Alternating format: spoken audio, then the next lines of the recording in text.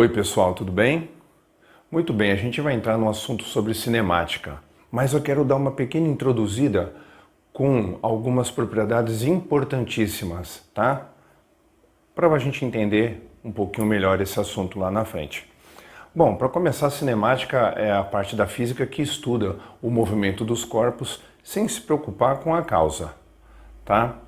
Bom, eu coloquei aqui grandezas fundamentais e grandezas derivadas. Vamos entender o que é isso, tá? Porque vai aparecer bastante essas palavras aí no decorrer do curso.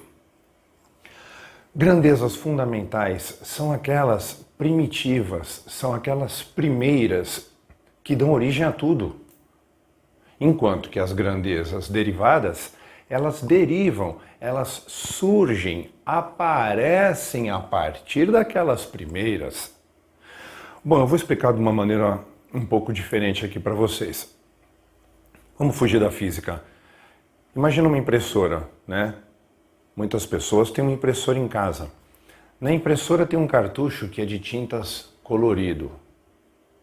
Lá tem 3 cores, tem o azul, tem o amarelo e o vermelho, né? Então, na impressora, essas 3 cores são as fundamentais, são as que dão origem a todas as outras. A mistura delas resulta em todas as outras, tá? Então, na impressora, as tintas fundamentais são essas 3. Do mesmo jeito que na física, nós temos as grandezas fundamentais, que para nós vamos representar por L, comprimento, T, tempo e M, que é massa, tá? Então essas 3 grandezas são as fundamentais, tudo parte delas. O que são grandezas derivadas? Bom, vamos voltar lá para a impressora de tinta, jato de tinta colorida. Nós temos aquelas 3 primeiras, né? As principais, as fundamentais, que é o amarelo, o azul e o vermelho. Bom, a mistura dessas 3 faz surgir muitas outras. Surge o verde, surge o cor-de-rosa, o roxo, muitas outras cores com a mistura delas. É a mesma coisa aqui. Grandezas derivadas são aquelas que derivam, que surgem a partir das primeiras, que são essas 3, comprimento, tempo e massa. Ok? Muito bem, sobre grandezas, tá? Então aqui, mais alguns conceitos básicos aí que eu queria comentar com vocês. Lá em cima eu coloquei inércia, né, gente? Inércia aí é uma propriedade da matéria que consiste aí na dificuldade que um corpo tem de mudar sua velocidade, tá? Um corpo aí, quando ele estiver livre da ação de forças, ele vai manter essa velocidade constante, graças a essa propriedade aí que a gente chama de inércia, tá bom? A gente vai estudar um pouquinho melhor isso lá na frente, ok? Atratibilidade. Você lá no ensino fundamental deve ter ouvido, né, teu professor, tua professora, falando assim que matéria atrai matéria. Pois bem, é isso mesmo. Então quer dizer que você pode ser atraído por um objeto ali perto de você? Pode.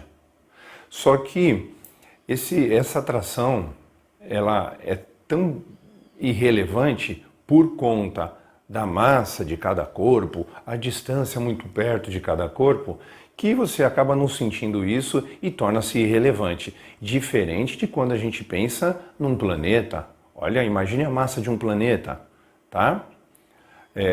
Um satélite, tá? E aí a gente está falando de distâncias muito maiores, de massas muito maiores.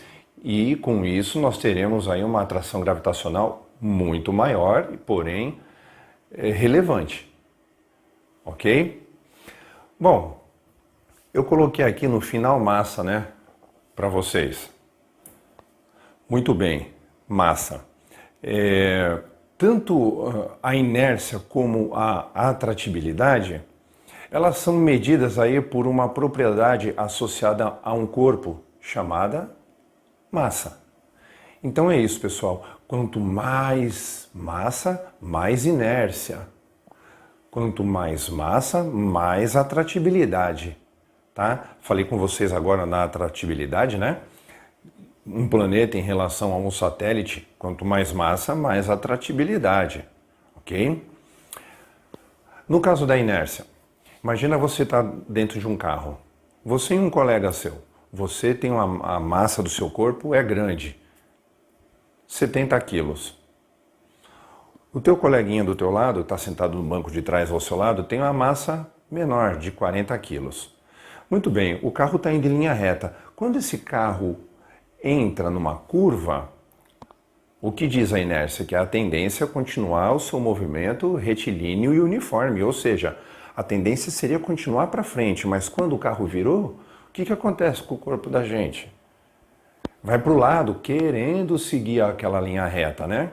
E aí aquele amiguinho que está do seu lado, com pouca massa, vai te espremer muito ou pouco? Pouco, ok? Pouca massa, pouca inércia. Agora, se o colega que estivesse do seu lado tivesse muita massa, 120 quilos, ó, ele ia te espremer, te apertar muito ou pouco? Muito. Por isso, quanto mais massa, mais inércia, e vice-versa, tá? Mais inércia, mais massa. Ok, pessoal? E por último, eu queria falar com vocês sobre o SI, Sistema Internacional de Unidades. Cada país tem medidas, unidade de medidas usuais, que é própria do país, como aqui para nós, temperatura a gente mede em graus Celsius, distância a gente mede em quilômetro, em metro, em centímetro. Diferente dos Estados Unidos, por exemplo. Lá, eles medem a temperatura em grau Fahrenheit. Eles medem distâncias em jardas, em polegadas, em milhas. Tá, aí eu fiz faculdade de engenharia civil aqui no Brasil, de repente eu me mudo para os Estados Unidos, como é que eu vou me virar se as medidas são diferentes? Para isso, existe o que chamamos de SI, Sistema Internacional de Unidades. É uma unidade que é reconhecida no mundo inteiro, tá bom? Então, no caso do comprimento, a gente usa a medida metro, no caso do tempo, utilizamos o segundo, e no caso de massa, a gente utiliza o quilograma, quilo. Ok? Bom, gente, então, dando sequência aqui no nosso assunto, né, essa introdução à cinemática, vou falar com vocês agora sobre ponto material e corpo extenso. Ponto material e corpo extenso são conceitos relativos. Um corpo, ele não pode ser considerado apenas como um ponto material ou apenas como um corpo extenso. É relativo, tudo depende com a situação onde ele está sendo, com que ele está sendo comparado, né? Vou pegar um carro de passeio, por exemplo. Um carro de passeio tem aí 4, 5 metros de comprimento.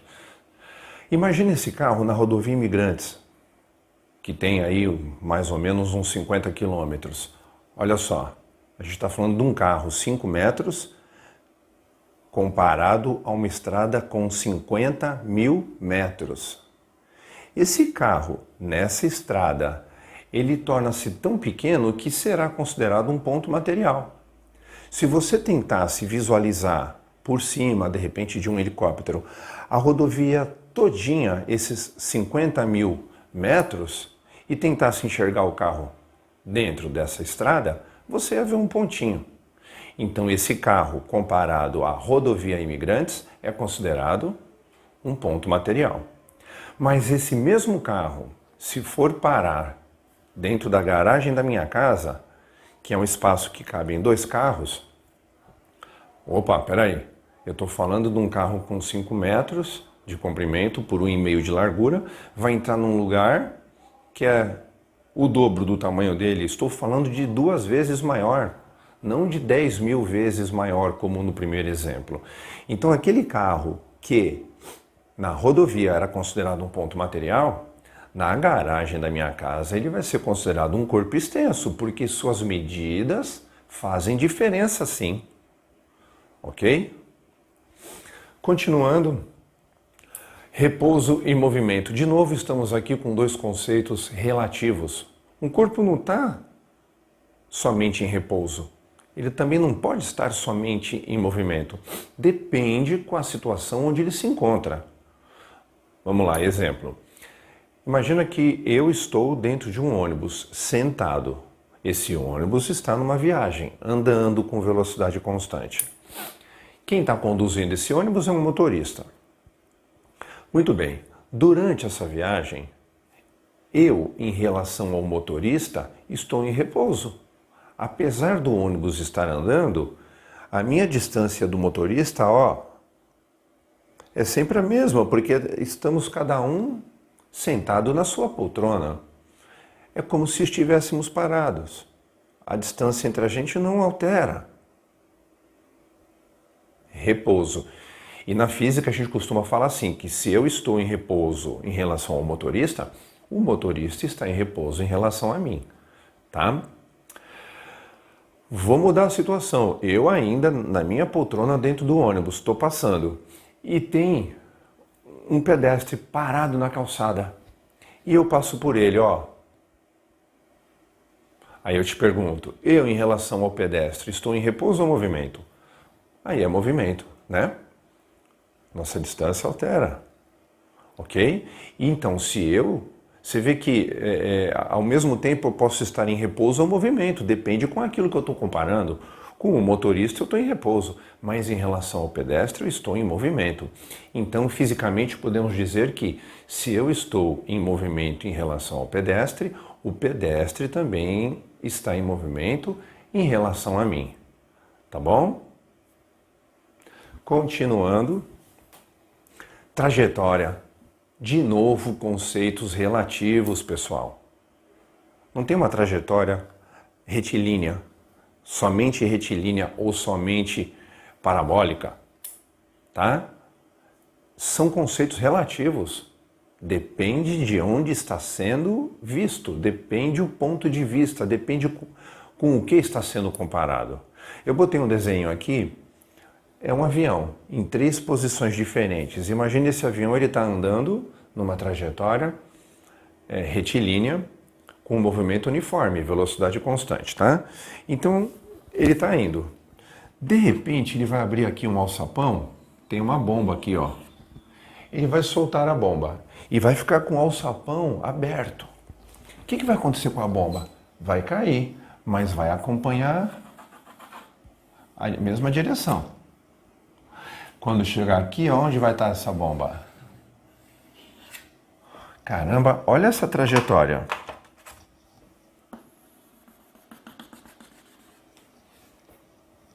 Tá? Então vamos analisar. Se eu abri o alçapão e soltei a bomba, por conta da inércia, né, que diz que a tendência de um corpo é continuar o seu movimento retilíneo e uniforme, a bomba vai estar sempre na mesma direção do avião. Vai estar indo para frente, tá? Acompanhando o movimento do avião e ao mesmo tempo está indo para baixo, porque está em queda livre. Então, para mim, que estou dentro do avião, eu vou olhar essa bomba sempre na minha direção. Ela vai ficando cada vez menor porque está se afastando. Ok. Para mim, essa é uma trajetória retilínea. Mas para alguém que esteja na Terra olhando esse movimento, para uma pessoa que está na Terra, essa será uma trajetória parabólica. Outro exemplo. Eu estou no banco de trás de um carro. O carro está andando com um movimento uniforme. Eu estou com uma bolinha na mão e eu fico jogando essa bolinha para cima. A bolinha, na minha visão, a bolinha sobe reto, desce reto. Ela sobe e desce. Trajetória retilínea, para mim. Sobe e desce. Mas para alguém que está na rua, olha o que ela vai perceber, Joguei. Aí ela começa a descer. Vai enxergar uma trajetória parabólica. Então, trajetória também é um conceito relativo. Depende por quem está sendo observado. Ok? Bom, pessoal, posição. Eu agora aqui estou ocupando uma posição, estou ocupando um lugar. estou ocupando um espaço, tá? Então, espaço é a mesma coisa que posição. E vamos simbolizar o espaço pela letra maiúscula S, que vem do inglês space, tá bom? Referencial, gente. Bom, você nota que nesse conceito, todos a gente precisa de uma referência, a gente precisa de um referencial. Então, referencial é aquilo que a gente pega como início para ter uma comparação, tá? Referencial, uma referência. Então, eu vou começar a estudar alguma coisa a partir daquela referência, daquele ponto. É um ponto de estudo, tá? Vai começar um estudo a partir dali. Uma comparação, talvez, a partir dali, tá? Então é isso, pessoal. Vou postar novas aulas, né? Seguindo aí esse padrão da cinemática. E a resolução de exercícios eu vou deixar no link aqui embaixo, tá? Se você acessar aquele link, eu estarei resolvendo alguns exercícios aqui na lousa, tá bom? É isso aí, até a próxima, gente.